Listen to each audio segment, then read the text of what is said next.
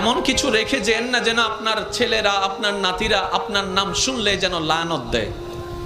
এটা জীবন নয়, এটা জীবন নয়, এটা জীবন নয়।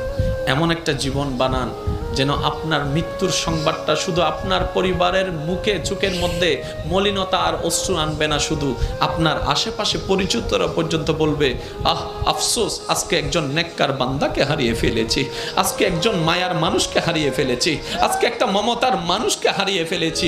যেভাবে সিদ্দিকে আকবরের দুনিয়া থেকে যাওয়ার পরে জগৎ কান্না করেছে, ফারুকে আজম যাওয়ার পরে জগৎ কান্না করেছে, ওসমান ও আলী যাওয়ার পরে জগৎ কান্না করেছে, ইমাম হোসেন কারবালায় শহীদ হওয়ার পরে 2022 সালে চট্টগ্রামের মানুষ পর্যন্ত কান্না করছে।